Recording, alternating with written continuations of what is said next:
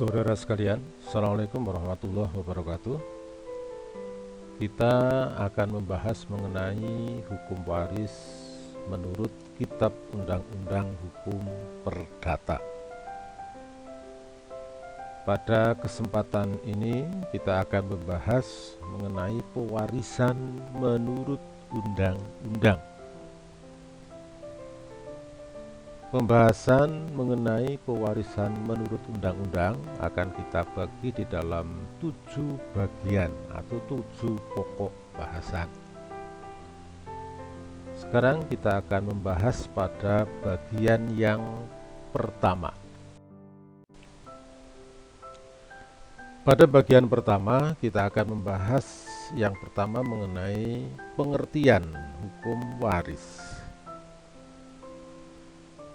Pada prinsipnya, yang namanya hukum waris adalah peraturan hukum yang mengatur mengenai akibat matinya seseorang terhadap kekayaan yang ditinggalkan, yaitu nanti mengatur bagaimana perpindahan harta kekayaan itu dari pewaris kepada orang-orang yang berhak menerima harta warisan. Selain mengatur bagaimana kekayaan itu akan beralih atau berpindah kepada orang-orang yang berhak menerima warisan, dalam hukum waris juga diatur mengenai akibat dari perpindahan harta warisan tersebut dalam hubungan di antara sesama ahli waris ataupun dalam hubungannya dengan pihak ketiga. Para ahli waris, bagaimana pertanggungjawaban mereka, bagaimana perhitungan warisan di antara mereka, nanti ada aturan tersendiri yang mengatur mengenai hak dan kewajiban para ahli waris pada saat diadakan pembagian warisan. Sedangkan dalam kaitannya dengan pihak ketiga, hal ini terjadi apabila pewaris semasa hidupnya masih mempunyai hak dan kewajiban dalam lapangan hukum kekayaan yang belum diselesaikan semasa hidupnya. Dalam hal ini, para ahli waris yang menggantikan kedudukan pewaris. Sehingga semua permasalahan hukum yang berkaitan dengan pihak ketiga harus diselesaikan oleh para ahli waris. Sekarang kita bicarakan mengenai unsur-unsur pewarisan. Untuk terjadinya masalah pewarisan harus terpenuhi 3 unsur pewarisan. Yang pertama, adanya pewaris sebagai peninggal warisan. Ada orang yang meninggal dunia, tentunya harus atau pewaris ini meninggalkan harta warisan yang akan dibagi di antara para ahli waris.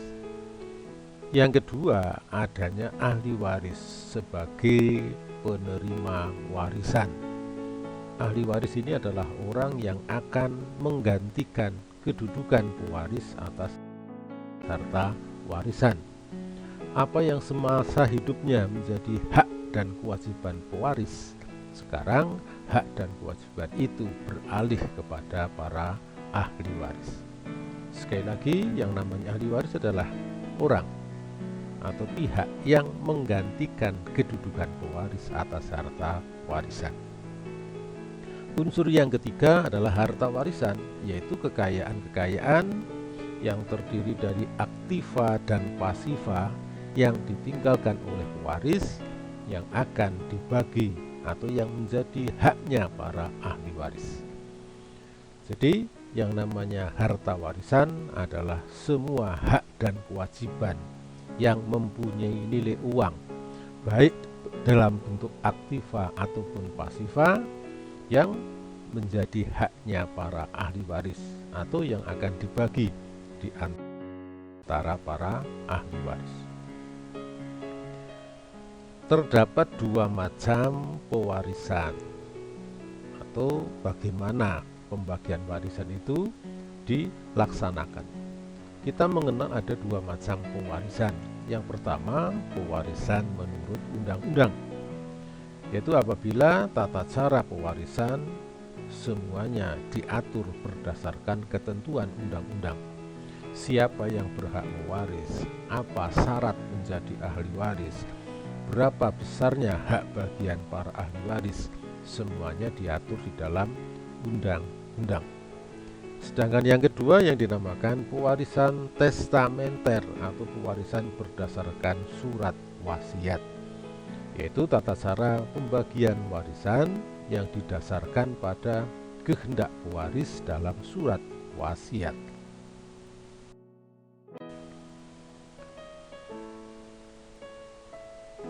Selanjutnya kita bahas mengenai pengaturan hukum waris. Ketentuan mengenai hukum waris dalam KUH Perdata diatur dalam buku 2, buku 2 yang berjudul tentang benda atau Van Zaken, khususnya bab 12 sampai bab 18. Bab 12 judulnya tentang pewarisan karena kematian. Jadi maksud dalam bab 12 ini maksudnya adalah pewarisan menurut undang-undang. Bab 13 mengatur tentang surat wasiat. Maksudnya di sini adalah pewarisan menurut surat wasiat atau pewarisan testamenter. Dan seterusnya sampai bab 18 yang mengatur tentang harta peninggalan yang tak terurus, yaitu apabila ada pewaris meninggal dunia meninggalkan harta warisan tetapi tidak ada ahli waris yang berhak atas harta warisan tersebut.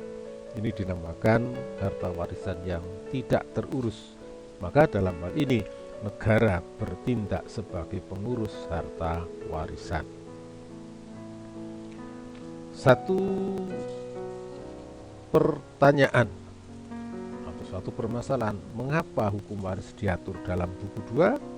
Hal ini dapat kita telusuri dari ketentuan pasal 584 Kitab Undang-Undang Hukum Perdata. Dalam pasal 584 dapat kita simpulkan sebagai suatu alasan mengapa hukum waris dalam KUH Perdata diatur dalam buku 2, yaitu karena di dalam pasal 584 disebutkan bahwa pewarisan dipandang sebagai salah satu cara untuk mendapatkan hak milik. Silahkan nanti dipelajari pasal 584. Di sana menyebutkan tentang 5 cara untuk terjadinya peralihan hak milik. Salah satunya adalah melalui pewarisan, baik pewarisan karena undang-undang ataupun pewarisan testamenter. Berbicara mengenai berlakunya hukum waris di Indonesia, dapat kita temukan yang namanya pluralisme hukum waris. Karena di Indonesia ini terdapat lebih dari 2 sistem hukum waris yang berlaku. Dapat kita temukan ada 3 sistem hukum waris. Yang pertama, hukum waris menurut Kitab Undang-Undang Hukum Perdata. Yang kedua, hukum waris Islam. Dan yang ketiga, hukum waris adat. Ini merupakan sejarah perkembangan hukum di Indonesia sehingga melahirkan 3 sistem hukum waris yang berlaku di Indonesia.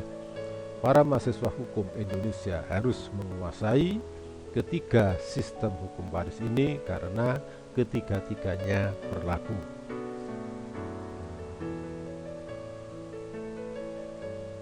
Selanjutnya, tadi kita bicarakan bahwa pembagian warisan ada 2 model atau 2 cara pembagian warisan, yaitu pewarisan menurut undang-undang dan pewarisan menurut surat wasiat.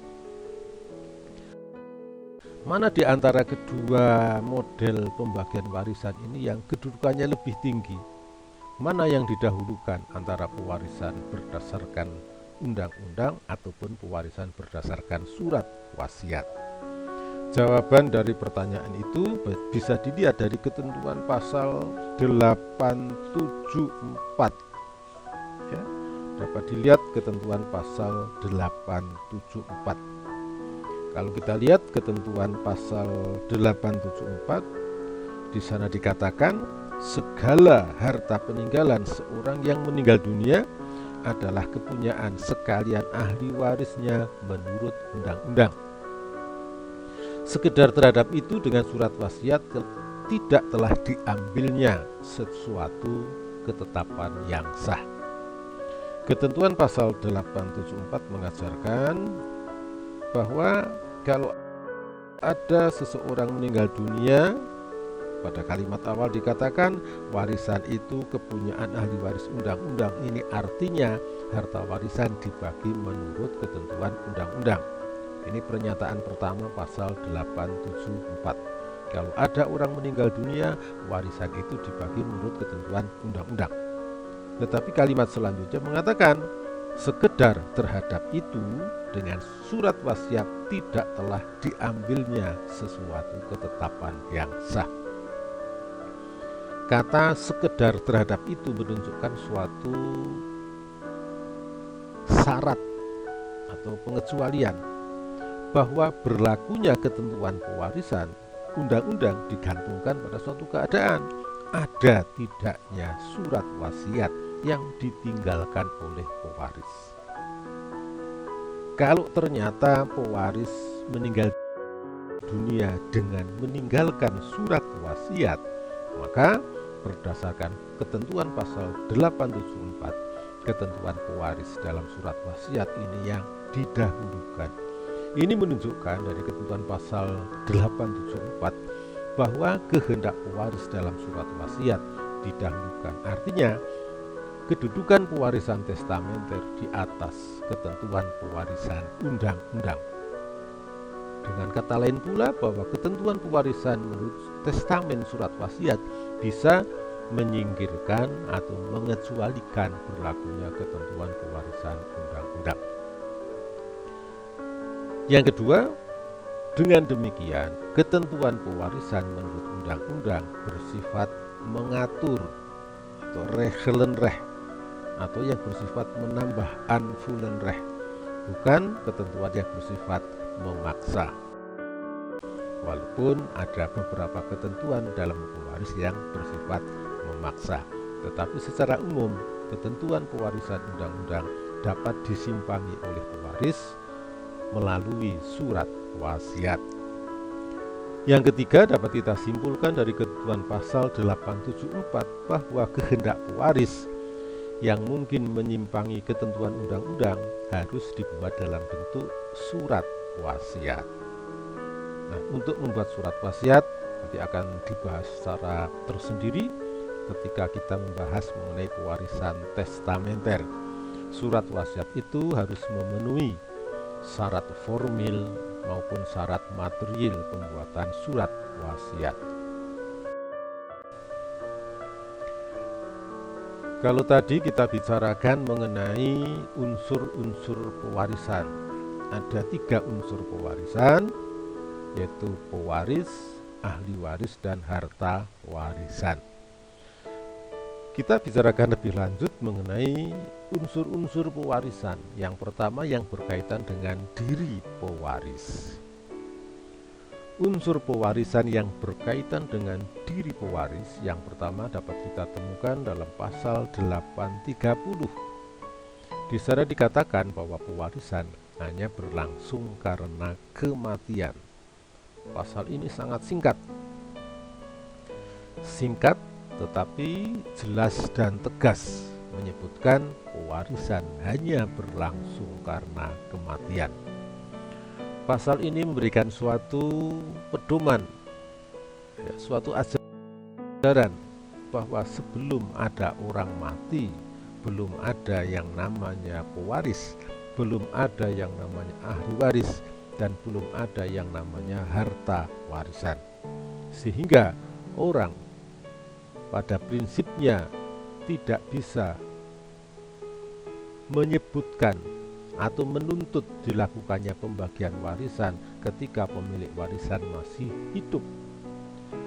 Saat matinya pewaris dipandang sebagai saat terbukanya warisan. Ketentuan pasal 830 mendapatkan penjabaran di dalam beberapa pasal. Di antaranya pasal 1063. Di sana dikatakan bahwa di dalam suatu perjanjian kawin, seseorang tidak dapat melepaskan warisan yang belum terbuka ataupun menjadikan warisan yang belum terbuka itu sebagai objek perjanjian. Begitu juga dalam ketentuan pasal 1334 ayat 2. Ini tertulis ayat 4, ini yang benar adalah ayat 2. Pasal 1334 ayat 1 menyebutkan barang-barang yang baru akan ada di kemudian hari dapat menjadi objek perjanjian. Tetapi dalam pasal 1334 ayat 2 mengatakan seseorang tidak dapat melepaskan atau menjadikan warisan yang belum terbuka sebagai objek perjanjian sekalipun dengan sepakatnya calon pewaris atau pemilik harta warisan. Kedua ketentuan pasal 1063 dan 1334 ayat 2 ini didasarkan pada nilai atau norma kepatutan yang berlaku dalam masyarakat. Menjadi tidak pantas, tidak patut kalau seorang pemilik warisan masih hidup, tetapi para calon ahli waris sudah membicarakan atau menuntut adanya pembagian warisan. Ini adalah nilai yang dianut di dalam ketentuan pasal 830 yang kemudian dijabarkan dalam pasal 1063 dan 1334 bahwa orang tidak boleh berbicara tentang warisan ketika pemiliknya masih hidup. Selanjutnya berkaitan dengan unsur yang kedua tentang diri ahli waris, bahwa penerima warisan, kita berbicara tentang penerima warisan itu dapat kita bedakan menjadi dua. Yang pertama adalah penerima warisan dengan alas hak umum. Seseorang dikatakan menerima warisan dengan alas hak umum apabila orang itu menerima warisan baik aktiva ataupun pasiva, keuntungan maupun hutang-hutang warisan. Inilah yang dinamakan ahli waris, baik itu ahli waris undang-undang ataupun ahli waris wasiat. Jadi yang namanya ahli waris adalah para penerima warisan dengan alas hak umum. Dia menerima aktiva maupun pasiva warisan. Kedudukan para ahli waris adalah sebagai pengganti atau penerus pewaris dalam hubungannya dengan harta warisan. Apa yang dulu dimiliki oleh pewaris sekarang menjadi miliknya ahli waris. Yang kedua yang dinamakan penerima warisan dengan alas hak khusus. Yang dimaksud dengan kata-kata penerima warisan dengan alas hak khusus yaitu apabila mereka ini hanya menerima warisan dalam bentuk aktiva warisan. Dia tidak menerima pasiva warisan, tidak menanggung hutang-hutang warisan. Mereka inilah yang dinamakan para leghataris, yaitu para penerima leghat atau penerima hibah wasiat. Mereka ini adalah orang yang hanya mendapatkan hak, mendapatkan pemberian atas barang-barang tertentu atas harta warisan. Kedudukan mereka bukan sebagai ahli waris, tetapi disebut sebagai leghataris. Kedudukan leghataris seperti halnya kedudukan seorang kreditur warisan, hanya orang yang berhak atas harta warisan, tetapi bukan ahli waris. Selanjutnya yang berkaitan dengan prinsip mengenai harta warisan. Berkaitan dengan harta warisan dapat kita temukan ketentuan pasal 849. Di dalam pasal 849 disebutkan bahwa undang-undang tidak memandang akan sifat dan asal-usul harta warisan di dalam mengatur masalah pewarisan. Artinya, undang-undang hanya melihat harta warisan dari aspek ekonominya, atau nilai ekonomisnya.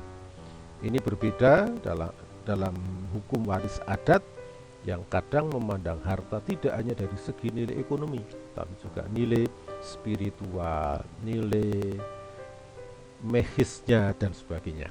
KUH Perdata tidak hanya memandang harta dari aspek nilai ekonominya.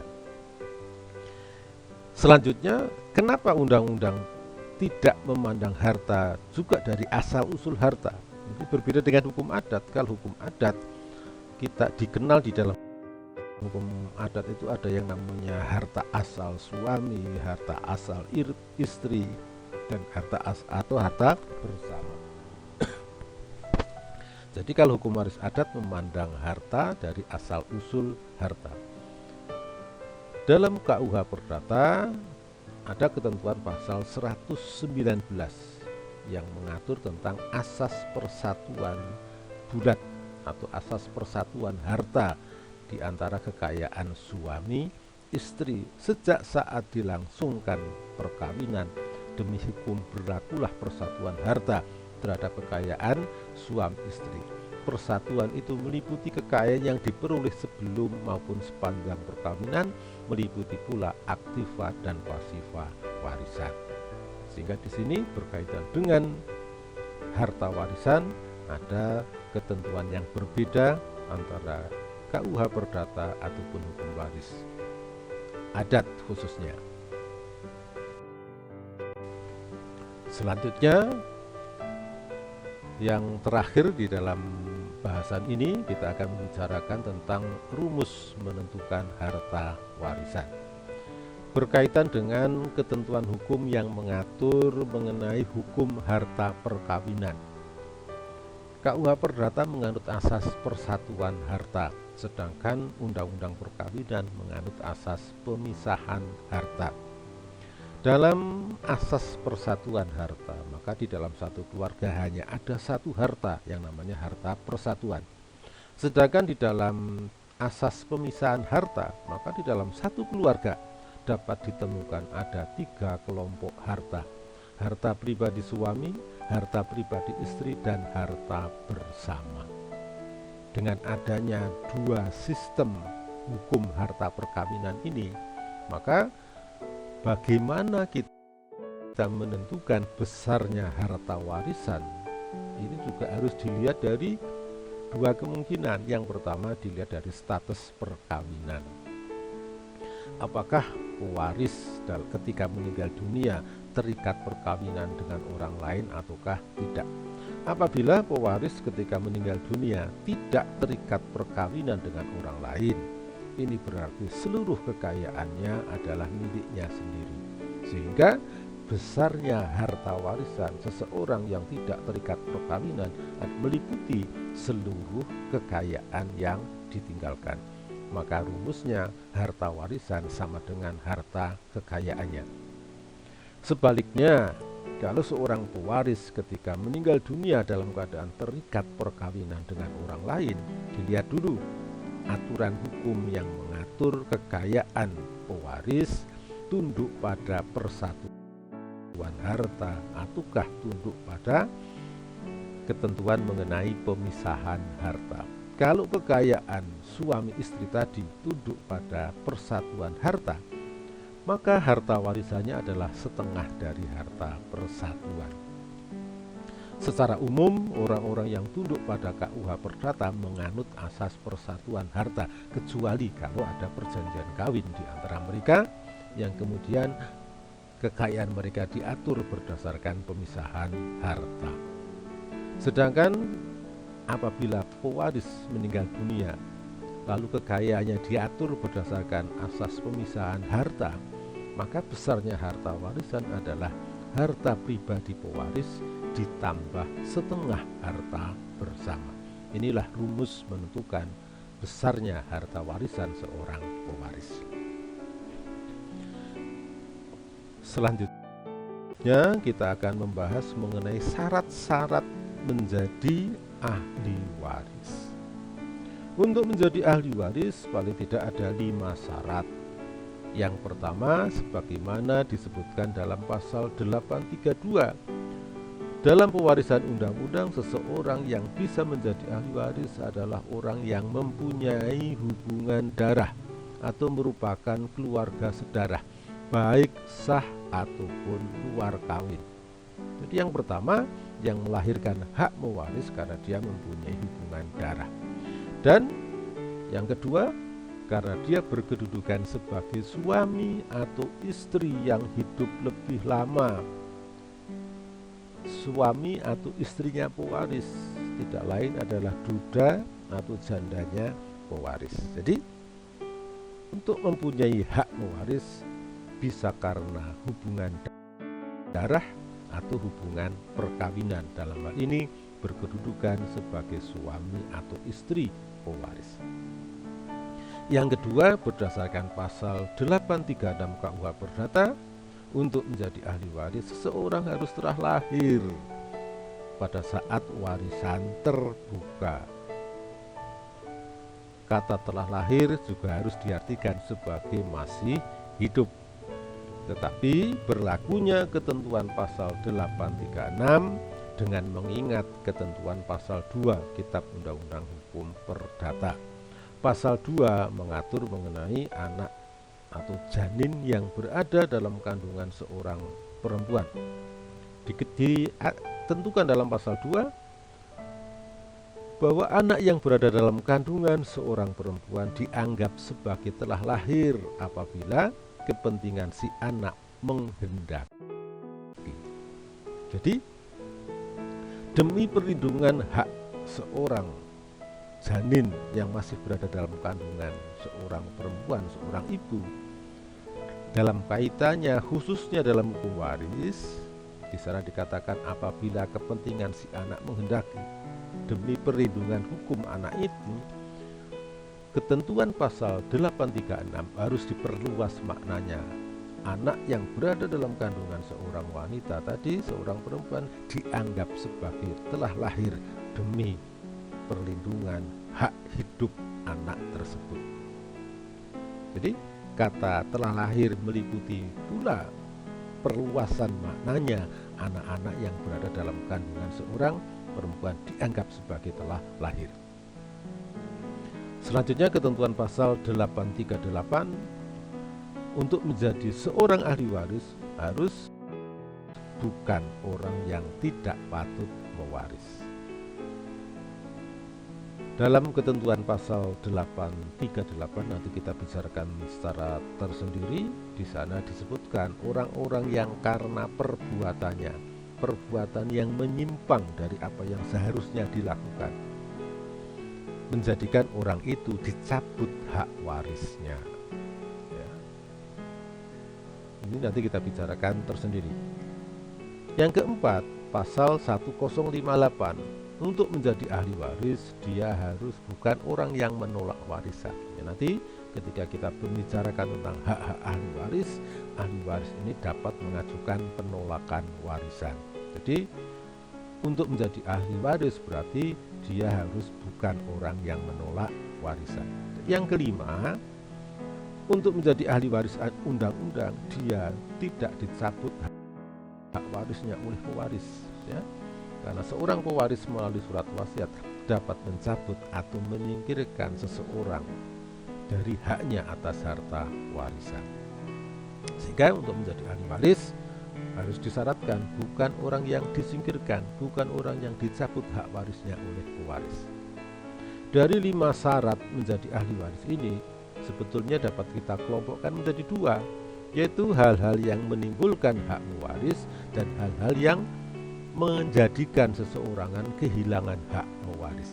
Nomor 1 dan nomor 2 ini merupakan hal-hal yang syarat-syarat yang menjadikan seseorang berhak mewaris. 3, 4, 5 ini hal-hal yang menjadikan seseorang kehilangan hak mewaris. Apa? Yang pertama karena ketentuan undang-undang, karena perilakunya yang menyimpang. Yang kedua karena kehendak ahli waris itu sendiri dengan mengajukan penolakan warisan. Yang ketiga karena kehendak pewaris, yaitu dia mencabut seseorang menjadi ahli waris. Oleh karena itu, untuk menjadi syarat pewaris dalam syarat yang ketiga, 4, yang kelima, harus kita beri kata bukan ataupun tidak. Nah, yang terakhir kita bicarakan mengenai orang-orang yang dinyatakan tidak patut mewaris dalam pasal 838. Kalau kita lihat pasal 838, di sana ada 4 perbuatan yang menjadikan seseorang menjadi kehilangan hak mewaris atau dianggap menjadi orang yang tidak patut mewaris. Pertama, orang yang melakukan pembunuhan atau percobaan pembunuhan pewaris.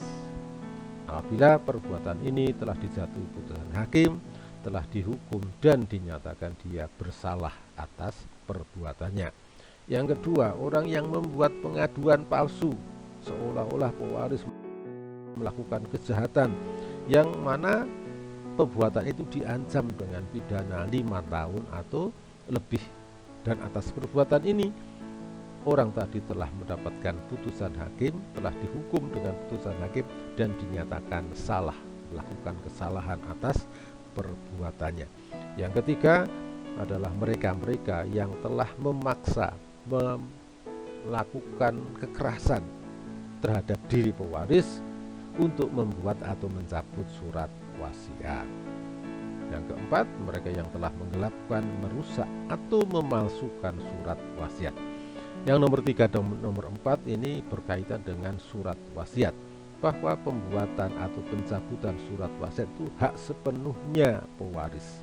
Tidak ada seseorang, termasuk para ahli waris, yang berhak memaksa seorang pewaris untuk membuat atau mencabut surat wasiat. Maka tindakan-tindakan yang menyimpang, melanggar hak-hak ahli pewaris dicabut oleh undang-undang, dianggap sebagai orang yang tidak patut untuk mewaris. Demikian pembahasan pertama mengenai hukum waris undang-undang. Terima kasih. Assalamualaikum warahmatullahi wabarakatuh.